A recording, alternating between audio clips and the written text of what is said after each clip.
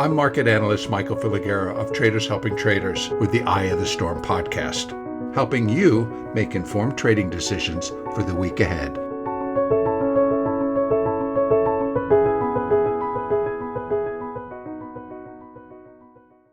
Good day, everybody, and welcome to the Eye of the Storm podcast. Today being recorded on Thursday, November the 17th, 2022. My guest today is my good friend, Richard Friesen, and our history together goes back to our days on the Pacific Options Exchange on the options trading floor.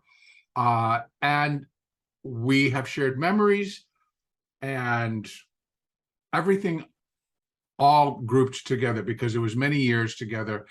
And my interest has always stayed with Rich, and we reconnected probably 10 years ago.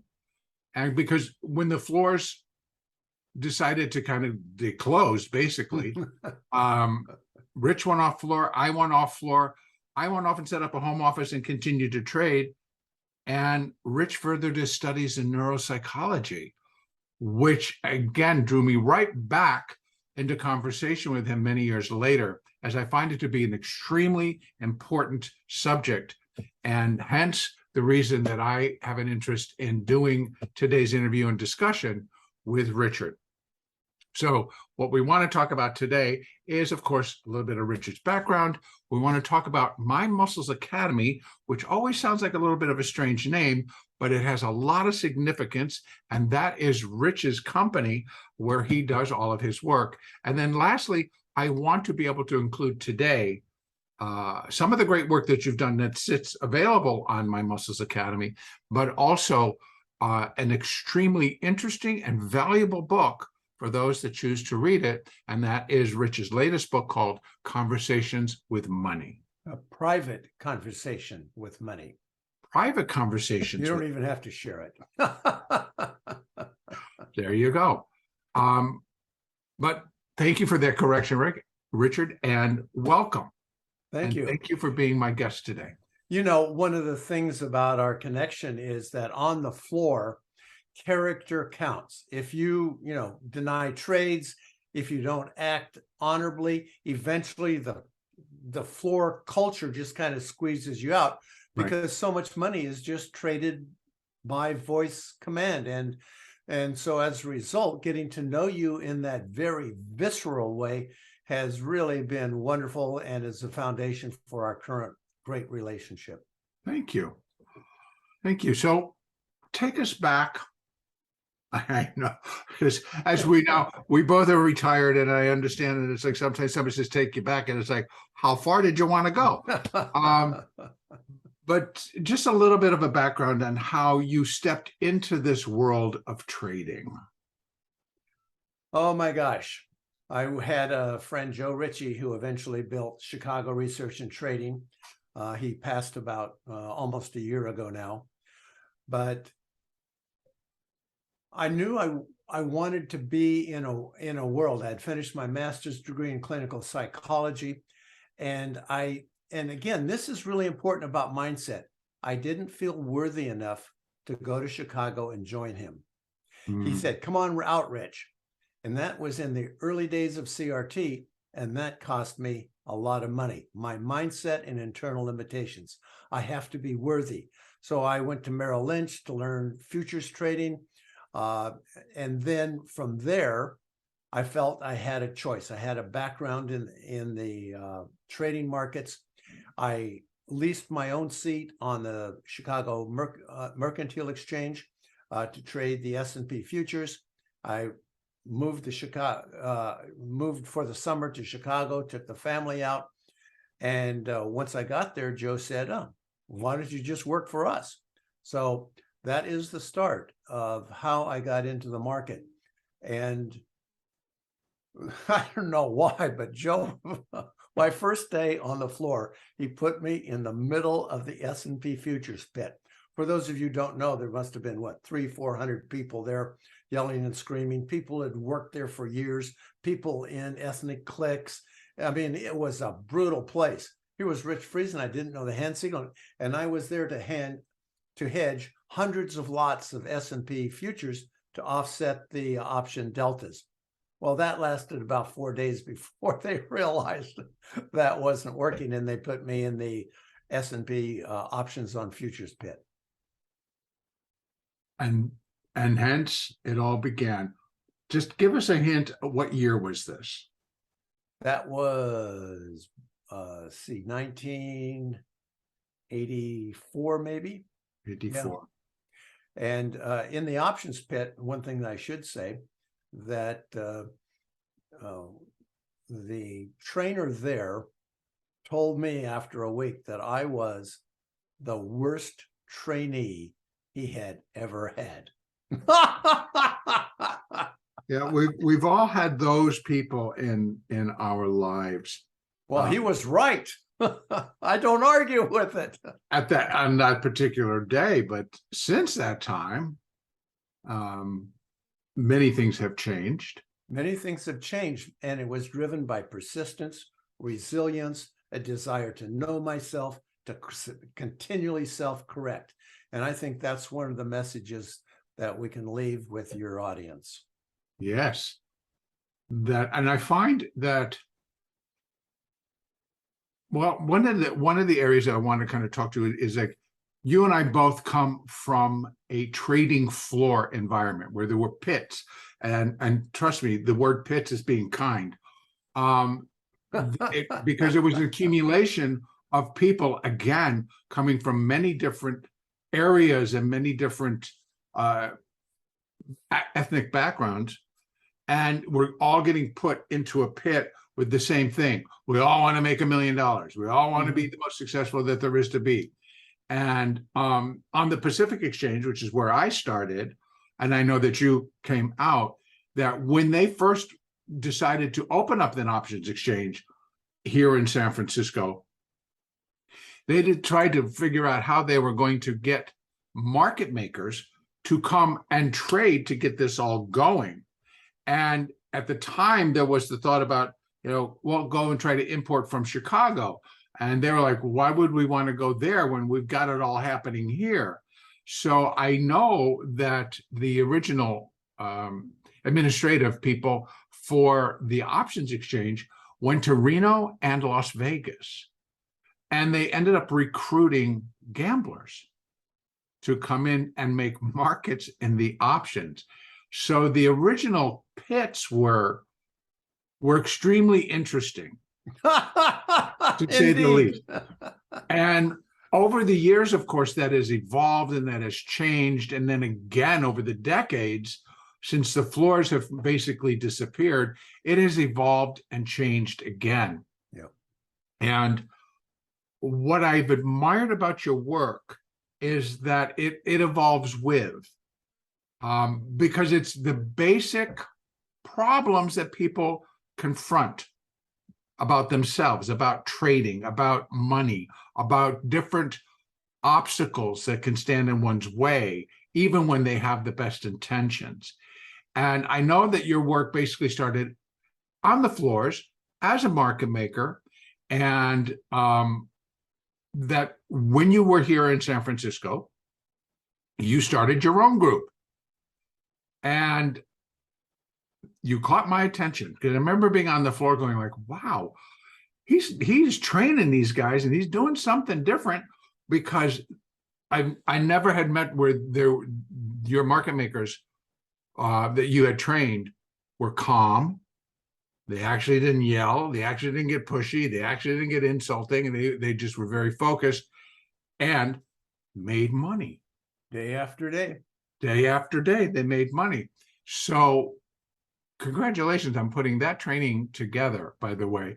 But I know that a lot of the tools that you put into that training also remains in your work today, that you bring to people of all different corners of not necessarily just trading, but what you teach is applicable in so many different areas. Yeah. Do you remember those trading cards? They were like about 3 by 5. Yes. and you had them in our Yeah. jacket pockets. Yeah. I wrote in teeny letters every time I made a mistake, every time I learned something, every time another trader made a mistake, what the markets were doing, what indicators of and tells of where the market was going. And after about 3 years, I had a stack about this high, fine print on both sides. And that eventually became the foundation for the training manual and how the traders that when I grew my firm, all the information and training that they needed. Wow. So when did you start that firm? What year was that? That was probably 96, 97. I traded starting on my own. I left CRT and started like in 91. And then I have a story about how my income progressed, but I think you've heard that story about the voice. I have, but whoever's going to be listening to our podcast, we don't know. So please share. It was April of 95, and I was fast asleep, middle of the night, and there was a voice. Rich, you're only worth $200,000. Sat up in bed, looked around. Wife was still sleeping, nobody else in the room. Where'd that voice come from? Deep inside of me. Got up, showered, dressed. I was in Marin at the time, drove across the Golden Gate Bridge. The exchange wasn't open yet, and you remember those pillars in front. Mm-hmm. Sat down and thought about my life. Well, so let me give you some background. I went on my own and left CRT and was very careful. First year, I made $125,000. You know, with CRT, I had hundreds of millions of dollars of capital. I had quants, computers. I mean, just all the support you could possibly want. They had their fingers in the front end of the volatility pipeline. Mm-hmm. But so next year I did 150, then 175, then 200. And it was, that voice was April of 95. And what happened in 95 was, it was Micron, the Micron pit, Mm-hmm. and it just was taking off. And there was only about 3 of us market makers in there, and money just poured in. I mean, you couldn't help it. By the middle of February, I was up my $200,000 limit. End of March, I was up my $200,000 limit. Yeah, April, May, June. And so what happened was that voice in the middle of the night reflected that limit I had. And so when the doors opened, I went to the floor, and I normally stood at the back and carefully calculated my orders. But I went to the front of the pit, right between the 2 busiest brokers and right in front of the order book official, where I could hear all the orders and get first crack at them. So, of course, as you know, you don't rent a spot. And I won't mention the name of whose person was there because you would know them. I know them very well. I know. And yes. And so he came in, and just a few minutes before the bell, he kind of tapped me on the shoulder. I didn't move. He started pushing, shoving match. The exchange official said, there's a huge fine. I think it was around 10,000 or something if we got into a fight. Right. And so eventually the bell went off, and I'm going to get back from the mic here. I went, buy 20, sell you 50, buy 100, sold, buy them. Every option series that opened, I was there. And I went on to make many times that $200,000. And then that became the capital for the firm. But the important part of the story here is that I had an internal limitation. Mm-hmm. And when I started hiring traders, some of them had similar limitations. And we can talk about that because I think it might be of interest to people who are finding themselves making money, losing it, making money and losing it, because that is driven sometimes by mindset. Right. Which I do find mindset to be an extremely important topic that most people don't understand. So why don't we turn to the mindset? Because I know that's a very important piece of your work, previous, today, and going forward. And it's often the missing piece or link in a trader because they're not making that connection. Like you said, we can get to a point where we realize I'm not making any forward momentum here. And make a little, I give a little, I make a little, I give a little, I'm stuck. And then suddenly I'm not paying my bills, et cetera, et cetera. And so they're feeling failure. They're feeling that what's wrong with me? What's going on? What's going on? And that's kind of I'm kind of segueing in because it isn't necessarily that something is wrong with them. It's what you just mentioned. Limiting ourselves. You put a barrier around what your potential is for whatever reason. So why don't we go right to that? And because that segues right into the mindset.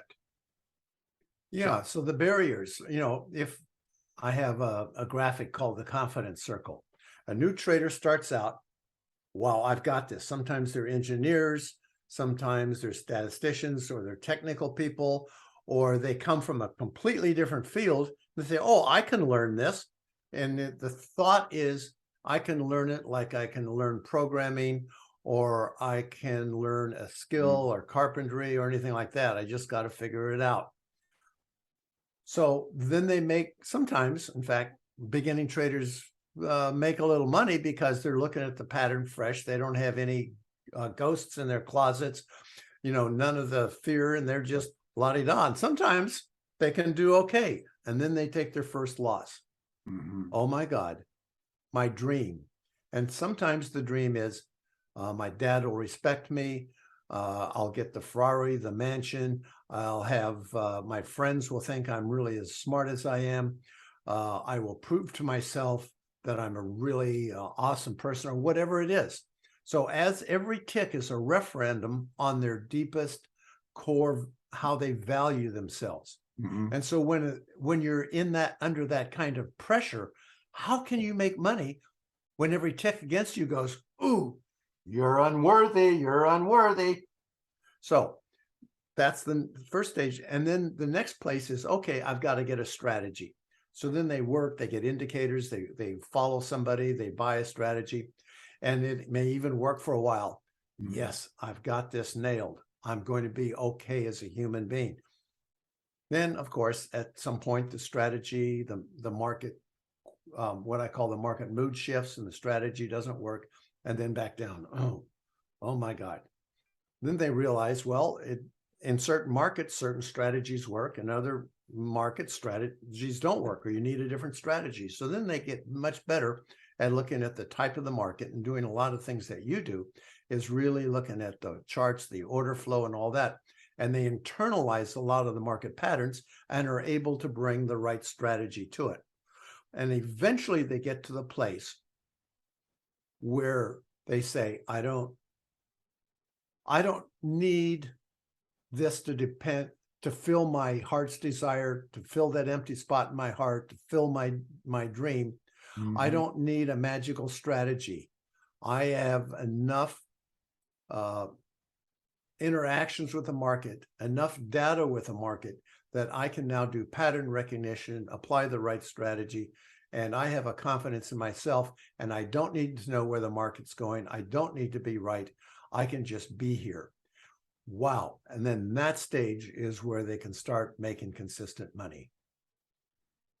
And we're also not just making consistent money, but do some honest, deep work within themselves. Oh, what you just said is so important, because that deep work sometimes is all the way down to the identity. If we look at knowledge at the top, then we look at turning that knowledge into skill development. Then we look into the behaviors that we can do with that knowledge and skill.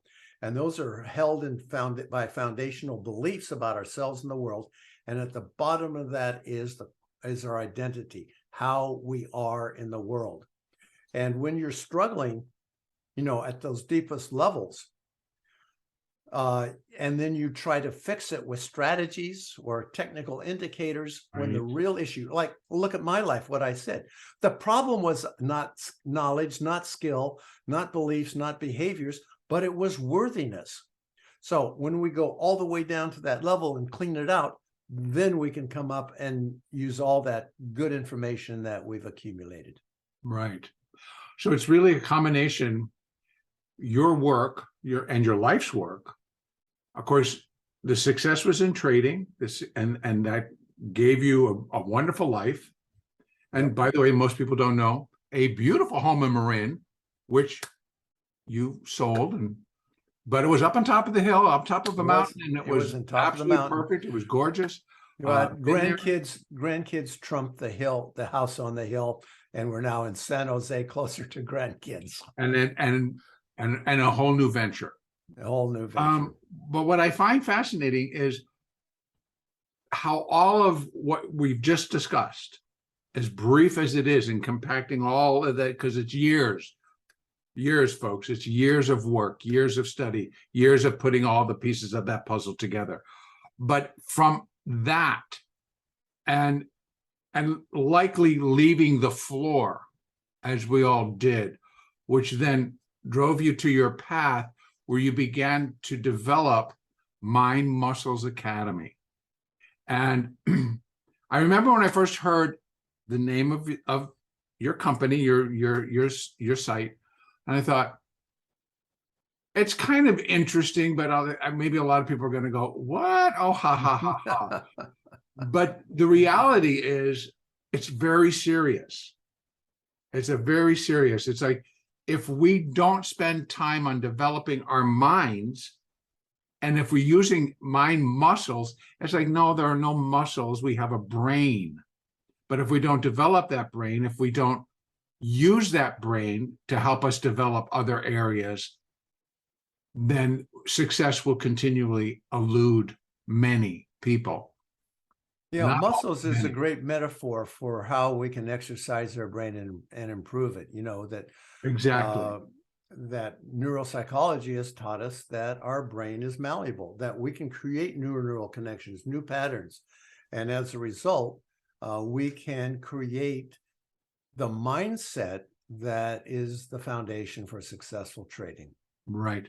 I must share with you and everybody else who's listening that what you've just said, the neuropsychology. I remember a lot of our early conversations when My Muscles was developing and you were talking about all of those things, that you can get lost in the neuropsychology part of the discussion, of understanding about the transmitters, the neurotransmitters, and what they fire off, and all the technical aspects of it, which of course you studied and used. But what I find to be more important, and I want people to understand, they don't necessarily have to get the nitty-gritty of how your brain operates to understand how you can improve it, how you can improve your own absorption, your own learning, the different things, because it's always been available to you. And once you start, your brain will take over and do the rest. Oh, that's what you're talking about, is creating new neural patterns. And once they're set, then we trigger them off. You know, like when you learn to drive a car, you have to think of everything, the clutch, that tells you how old I am. I know, right? There you go. You know, and you have to do all that at once and drive on the freeway and look around. Now, you and I could drive down the freeway in Los Angeles and talk about philosophy while our neural connections, take care of everything else. Right. So basically those neural connections, I mean, what we can also talk about is, it's like, we just breathe. We don't have to remind ourselves to breathe. Once in a while, let me take that back. Once in a while, we actually do have to say breathe. But for the most part, we have voluntary and involuntary brain function. And so our heart's going to beat because the brain's telling it to. The brain sends out, you just knock something. Ooh, that hurt my finger. These are all just auto responses by your brain. But if you're building new neural pathways to overtake the ones that are in existence, that I find to be a very, very interesting concept. But like so many things in our world, and correct me if I'm wrong if I don't remember my own study with you, that repetition often is what is going to be needed to make that new connection, to hold that new connection until your brain develops and will automatically just go to that versus an old pattern. Oh, that's exactly right. So then the question is, how do we start that new pattern that isn't there? Well, first, if we recognize it's not there and that normally we hit just what we would experience as confusion. But if we understand, okay, the neural patterns aren't there. So what I do is I set it up so that we create the future behaviors in a way that feel better. So a person, I step them into a new context. We describe it in detail, what it's like, so that they can start to imagine it. And then I say, now, how does that feel? Hmm. Oh man, that feels better. So now we've got an invitation and an enticement to step into creating those new neural patterns. Because if it doesn't feel better in the moment, our brain is and our survival mechanisms are going to go, well, do I really want to go there? And I'm going to sabotage it. And I'm going to think of all the other things I need to do. Oh, I need to cut my fingernails today. I need to wash my hair. We're going to do all that. And by the way, I still do that occasionally. Um, you just made some great statements, um, because they're things that we continue to do today and that are necessary. And because old habits die hard, Mhm. and new habits, even if you do them every single day for 30 days, don't necessarily just continue to repeat.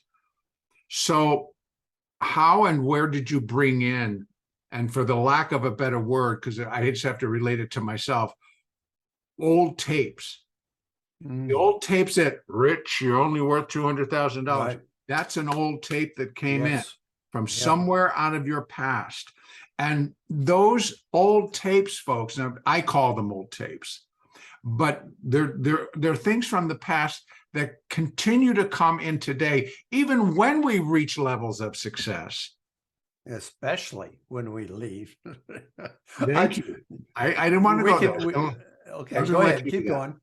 But it is true that especially when we reach levels of success, because we're up, we're feeling not necessarily vulnerable, we're feeling good. And that's so often when that negative part that's been sitting there waiting, it's not gone anywhere, comes in and goes, ding, Sometimes it gets really clever. and then just kind Yeah. of drop off. Yeah. Because I find that when we're dealing with, Rich and I both do coaching, so we do have things in common. But I want to kind of lean and kind of move towards mind metrics and SET and things of that nature, because that's kind of what starts to help us deal with all these things that are going to come in and derail us, all these things that are going to knock us off our path, all these things are going to be like, Rich or whomever, Joe, you're not worth it. Because I think that any of us that are living in 2022, it would be a lie to say that our past doesn't continue to come back to just remind us, not necessarily haunt us, but remind us, to give us a nudge, to give us a push, as if to say, I'm still here. But there are ways of dealing with that. There are ways where you can put that in its place. And I know that there's not any chance that you're going to be able to give that solution during this particular podcast, but I want to make reference that has come into your world, but what the result and action is a lot of your work that is available for people. Yeah. And what you talked about, making those first neural connections, we break them down. And you mentioned a couple of things. One is our set scores, and that's a result of what I call the golden keys: awareness. And the set scores are awareness of our physical sensations. In fact, I'm going to take a moment here. I notice my chest a little tight. Is that what I want? No. Gut's a little tight. Okay. Posture. So I just did a sensation awareness. My emotions. God, this is so much fun with you, Michael. I'm feeling almost giddy and fun. My thought process, well, that is right now involved in the higher level functions of just communicating. And that's okay. So we have the awareness, the sensations, the emotions, thoughts. And next, this is the important part, is acceptance. What if Yes. I go, oh, my stomach's tight. Damn, again. Oh, Rich, relax. You never get it right. You don't relax. You tighten up your stomach. Right. Right. So if we have awareness and then we beat ourselves up about what we discover, what that means we're just continuing the process at a little higher level. So the next is acceptance. Oh, that's interesting. I've tightened my stomach again. Oh, take a breath. Okay. So we have awareness, acceptance, and then from that higher level, we can get agency. What do I want to experience right now? And that's part of the golden keys. Now, we put that in a broader journal called our market metrics. And the market metrics breaks all these things down so we can easily journal them just by simply clicking. And as a coach, what I get is a whole bunch of green, yellow, and red squares. And I can see exactly where we need to concentrate.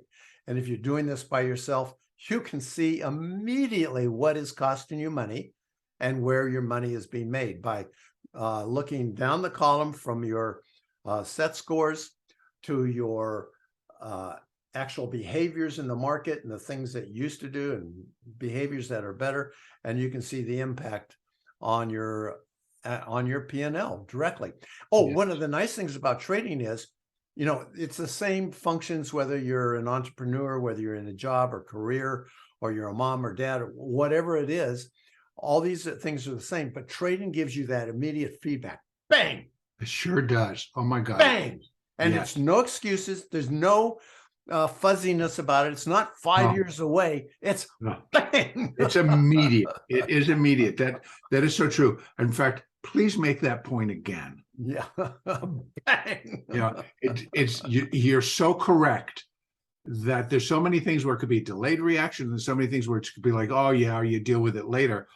When you're in the market, folks, it's an immediate, wow, look what I just did. I just made $500. Or holy crap, I just lost $1,000.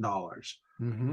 It's immediate and it is a punch. You were so right in doing it in like that, because whether you're feeling it here, wherever the punch happens to come in, it is real.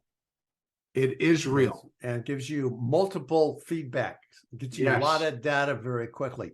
Yes. Which is interesting is that given that quick amount of feedback, the amount of data that you get, I've gotten principles out of it that I've now carried to a broader audience. The principles are the same, but you don't get nearly the number of feedbacks and the immediacy of the feedbacks out there. But if we can use those same principles, they can be really helpful. And this is all a part of Mind Muscles Academy. So I know that there is a specific course called Mind Metrics, and I have worked together with you on a lot of that, and then also seeing it in action. Yep. And some of the groups that we sit together on. And I just want to testify or give my testimony to the fact that if people get to make a choice, and there's a lot of choices that I think we can make to accept, right? Because you started at the beginning. Awareness, acceptance puts us into agency. And it's in that area that we're calling agency where we actually can do the work on ourselves, that we can make things change. We can do things differently. Yep. But what I like about Mind Muscles Academy is the work that you've put in and structured it. There's structure to this. You don't jump from A to Z without going through the rest of the letters. Yeah, and so a lot of traders do just jump straight to Z, and then they spend years frustrating and blowing out tens of thousands of dollars. And blame you. No, seriously, right? What they what? They blame you. Your book is nothing. Your work, look, it didn't do anything for me. It's like, well, how did you do it? Well, I did chapter 1 and then I went to chapter 35. Yeah. What's the problem? So by creating the market metrics, by creating steps, offering private coaching, working in groups like you're in the groups with us, you can then have a group and support and see every step, so that when you miss something, you skip something, when there's a foundational layer that's not available to you yet, we can get at it right away rather than just being frustrated and just not knowing what is wrong. Right. Right. And I think that's so important. So, because you see me out of the corner of my eye, I'm looking up at the clock because we got to keep things together. Spend some time, please, on Mind Muscles Academy. What is there? What's offered? And include the book. Yeah, we started out pretty small, and now we've grown to our core course for traders is called Compass, and it includes all the basics. We have weekly meetings that you're very familiar with. We have private coaching, and we have a whole bunch of different exercises that really focus on very specific issues that traders have. I have reviewed over 2,000 trader assessments. Wow. And I haven't had anything new come up in many years. In other words, we've seen it all. We've seen all the psychological issues, all the impediments, all the self-sabotage, all the ways people limit themselves. And as a result, we have taken each one of those to make sure that there is an invitation to another step that gets beyond that.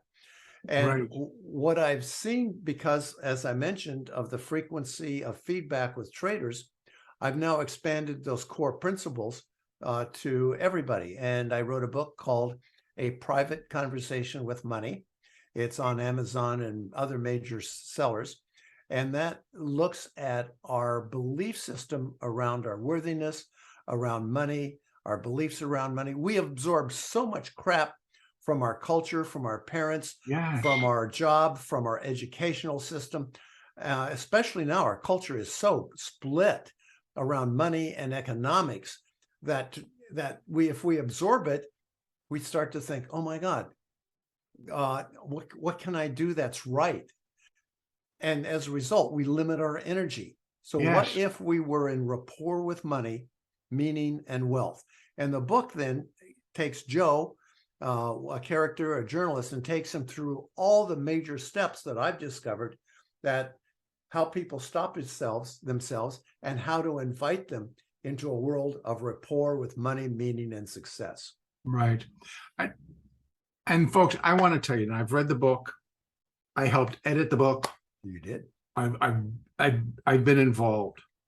This is a compelling read. Now, I've been a trader for 40 years. I've traded in a lot of different places, but never once was making a connection on the problems and the hangups and the things that would come into my life now and then where I could deal with, and I could find out where they were coming from, and I could move it up to awareness, to acceptance, and get into that agency position and do something about it. Now, reading the book has changed all of that for me. And I'm 68 years old. So that, not that that's the end of the world, folks, because it truly is not. In fact, it could be the beginning. But we tend to believe, excuse me, as we get older, that we're becoming set in our ways. And I think with the process that how you've put the book together allows people to go like, I don't have to be stuck. I don't have to continue to feel this way. I have choice. I can make choice. And I'm telling you, Richard, I want to shout it from the rooftops because I've run across people that say, yeah, I read the book. Yeah, it's a good book, but not really applies to me. I'm like, really? Really? So you have no problems between you and your job and the amount of money you get paid or you don't get paid, or if you're a trader on how much money you make or you don't make, or being able to accept, a bad trade, or et cetera, et cetera, et cetera. And usually by then they go like, well, no, of course I do. That's life. It's like, okay, that's life, but you don't have to stay down that path. You can choose how you experience your life in new ways. Absolutely. And Richard, well, first of all, thank you for taking the time to write that book. because being your friend and being a part of your life while you were writing it was not always the easiest thing. Because getting a hold of you was like, I'm writing my book, you know, or editing it, or getting through the editing process, and how overwhelming that is. Yeah. And even now, just prior, folks, we were just talking before we started our podcast, and Richard's now doing his own recording of the audio book. And so I was like, well, how's that going? And it's like, I get the whole list. It's not as easy as one would think. And it's all the beauty of it that counts. And so I just want to make sure people understand, don't be put off by the title of the book. Don't be put off by how the book is laid out in terms of the title, the name of your title character. I mean, yes, it's a little kitschy, but yes, it's like, it makes sense, because instead of trying to be specific about, well, it's this type of a mindset. No. So may I give it away, the title of the character? Sure. Joe Everidge. Every, Every. R-I-E. Every, as in Joe Every. Joe, we Joe so-and-so, right? Even so, please forgive us for the people that got the name Joseph. But it's particularly very appropriate, because it's anybody, it's everybody. Yep. And the only thing we probably needed to do was to add his wife, Joanne Every. Because it's not confined to a particular sex or race or anybody. It's everybody. And that kind of puts us all in the same bucket. That to say that some people don't suffer through this stuff, yes, they do. Yes, we all do. Oh. And so I, for one, say thank you for spending the time in writing the book. I really, by the way, it's on Amazon. I highly recommend it. If you're having problems with any aspect of your life, particularly one that's surrounding money, this book is important. It lets you relax and realize you're not the only one, but it also gives you options on what you can do. And folks, as much as these exercises you may find to say, just not for me, push through all that.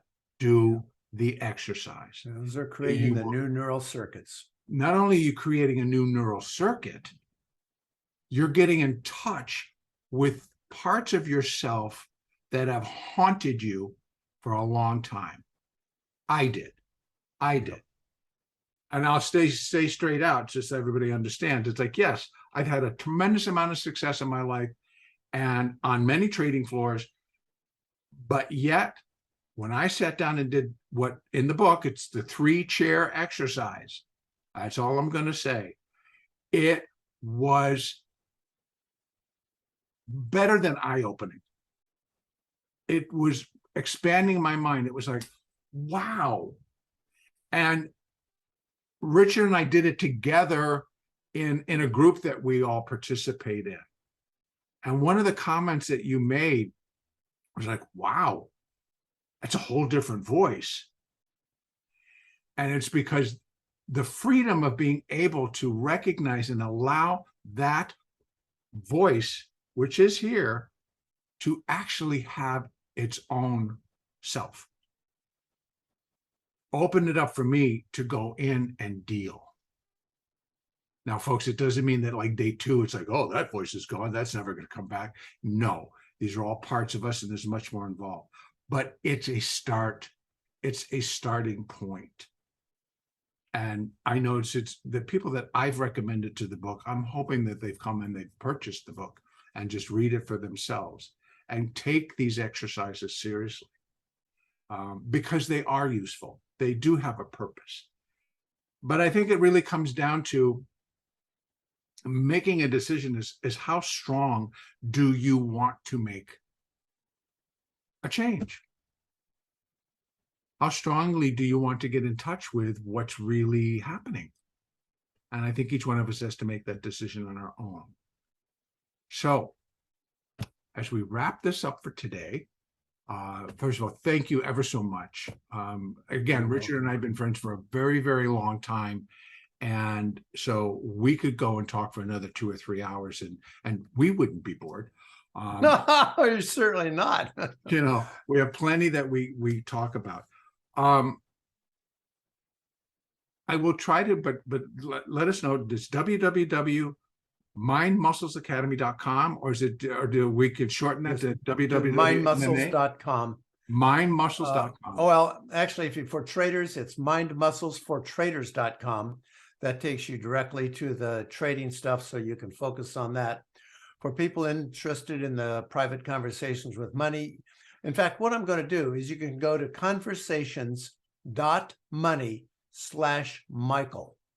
And what I'll do is we'll provide the free online course for the book, and you can go there, you can sign up, get the course, because I know that you have done so much for your traders, and I'd like to offer this as an additional value that you can bring to them. So Right. conversations.money/Michael. Thank you. That's very kind. Also, I want to make sure that people understand that our websites, Richard, our websites are kind of commingle, but I will have on my website, there's courses that you offer. One is in mind metrics. Mm-hmm. What are some of the other ones? There's the market. First, Compass is the one that encompasses everything. The market metrics, specifically for traders, you can do that separately and on your own, but most prefer either doing it as private coaching or with a group.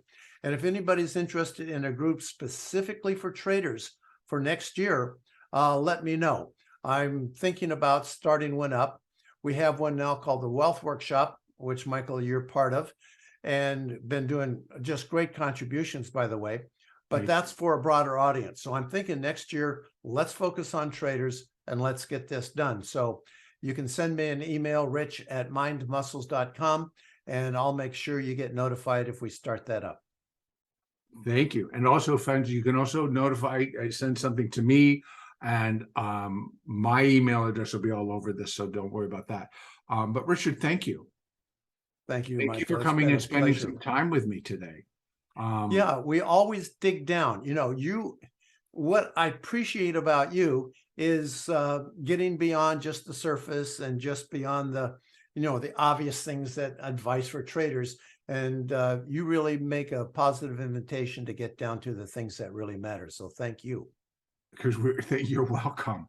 And just as a little tidbit, Richard and I have been slowly but surely putting together what I call our swan song of courses. Oh no, not our swan song. And it's simply because it's like we keep edging each other. It's like, are you going to retire? Are you going to retire? Well, I don't know if I'm going to retire. Well, I think I should. Well, maybe I should. And Richard's wife and my spouse are all like, yeah, it might be a good idea. Okay, we could get some other stuff. But what we're going to be working on now, because I've come in with an extra piece that we both have an interest in. Sweet. That might make it totally worth everybody's while to come in and join us.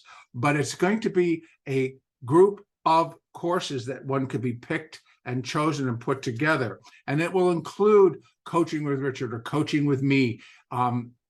My coaching tends to go to a live market. So, it's like, let's go get into the frying pan together. And then, because your worst self will come out very quickly and we'll know what we need to work on. And that Richard also offers coaching services. And so we're trying to combine all of that, plus the courses that Richard has, plus the courses that I have about Elliott Wave and Fibonacci and strategy building. Mm-hmm. And then combining all of his mindset, ladies and gentlemen. It is so vitally important. Go learn about it. It is possible to change. Even at this late stage in life, it's possible to change. So again, thank you. Stay tuned, because I definitely will be bringing it to a podcast. And I'm sure that when it's all put together, Richard and I will come and do another one. We will. So we will. My friend, thank you so much. Thank you, Michael. I so appreciate you coming in with me today. I'm market analyst Michael Filighera of Traders Helping Traders, helping you make informed trading decisions for the week ahead.